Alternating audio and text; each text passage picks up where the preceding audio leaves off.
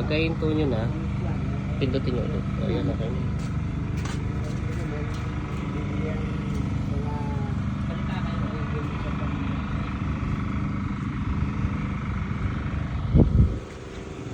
Ito po yung aming kubo dito sa Balite, Cabanatuan. Tumana po ito. Taniman po ito ng gulay. Mula dito po, mula dito,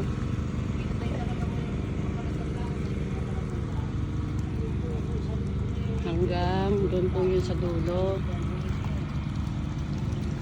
Ito po kalamansian namin, kamatis. Bali po itong tumana na to, parte po ito ng asawa ko sa kanyang tatay bago mamatay. Ano po ito, possession po ito. Bali ilang dekada na po itong tinutumana ng biyanan ko, tatay ng asawa ko. Bali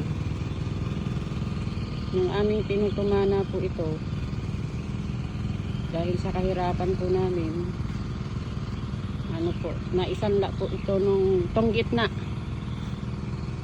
2002. Nagkaroon po kami ng kasulatan sa barangay.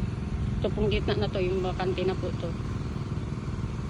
Nagkaroon po kami ng kasulatan sa barangay po dito sa Cabanatuan, Balite. ang kasulatan na po na yon is 2002, 5 taon po yon. Pag hindi po namin natubos ng 5 taon, ang nandoon po sa papel na yon, kasulatan, is continue po yung kanilang pagtatanim dito sa gitna na ito. Ngayon po, nung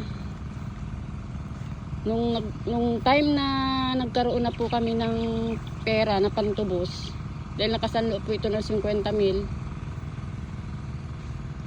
Ang kaso nga lang po, yung aming kasulatan nabaha po nung undoy. So nabura po yun. Di ho namin alam kung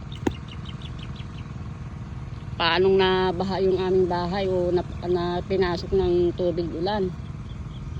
Dahil wala po kami dito noon, nasa Maynila po kami mag-anak.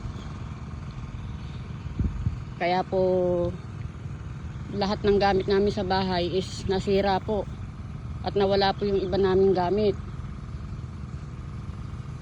Dahil wala na rin po kasi kaming time nun, dahil kami mag-asawa, nagtatrabaho po sa Maynila. Pati mga anak ko. Ngayon po, nung bumalik po yung asawa ko para tubusin to, 50,000, ang sabi po nung pinagsanlaan namin, hindi na raw po namin matutubos ito dahil binenta raw po namin. Ang mahirap po niya, nung tinatanong namin yung katibayan na binenta namin po, wala naman din po siyang maipakita.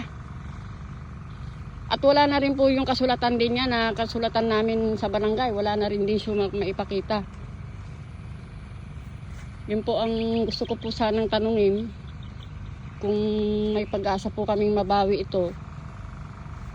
itong gitna na nakasanla po sa 50,000 dati, na ngayon inaangkin nila, kanila daw po ito. So ito pong gitna na ito po yung dulo, ito po yung amin, ito po yung natubos namin, pero itong gitna hindi na namin natubos. Tapos pati po yung dulong dulo nito, inangkin din po nila. Ang sabi nila, pinosesyonan daw po ng sa Pacific daw. Tinamnan namin ng okra yan, na isanla din po kasi yung kasama nung dito, yung nasa dulo. Ang sabi, si Pacific daw. Paano magiging Pacific po yan? Kami po ang nakaposesyon dyan, sabi ng asawa ko. Hindi ho nila binigay. Tapos, pero sinasabi nilang Pacific yung sa Quarry. Pero sila po yung tanim ng kalamansi. Malalaki na po yung kalamansi nila. Ito po amin to. Sitawan tsaka may kalahalong kalamansi. Ito lang po yung natubos namin. Tsaka yung sa may tabi ng kubo po na tumana. Yung gitna po, yun po yung hindi namin nabawi.